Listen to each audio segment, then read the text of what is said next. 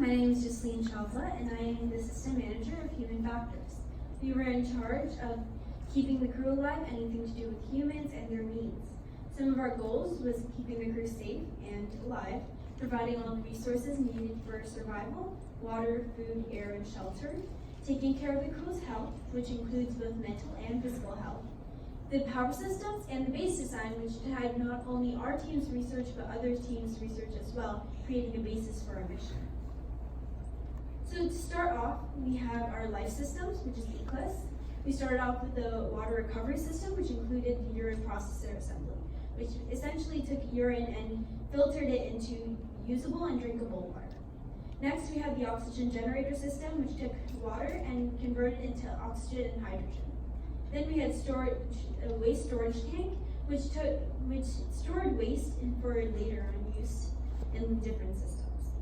Next, we had ISRU, which is another kind of life system, and these provided hydrogen, oxygen, nitrogen, methane, fuel, heat, energy, and water.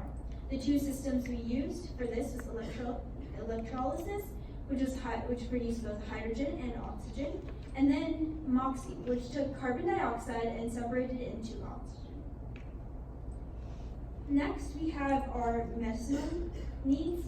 So this took care of the health and needs of the astronauts. We took medicine in order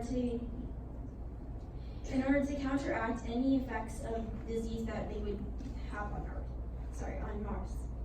So to counteract the nutritional deficiencies that the astronaut may have, we brought multivitamins that would also be used to counteract any radiation risks that there.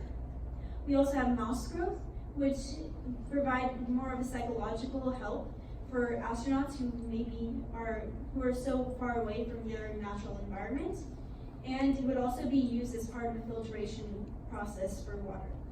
Exercise is another thing that would be used throughout transit and stay on Mars, because there are a lot of effects on microgravity that are very dangerous to an astronaut's health. Next, we have our timeline. So our timeline specialist designed a routine for each astronaut depending on what they were doing. So first, starting for 8 hours of sleep, so the astronauts were in optimal health, so they could do their normal routines. First, they would have 2 hours for breakfast, morning routine, and getting ready for the day. Then, depending on what you were doing and what you were specializing in, you had sorties and exercise, or the maintenance of the base, exercise, and broadcasting. Next, you had 2 hours for maintenance for the rovers used, or 2 hours to organize and study samples that were brought back from the missions led on Mars. And then they would wrap up for the day and go to sleep. Next, we have our habitat design.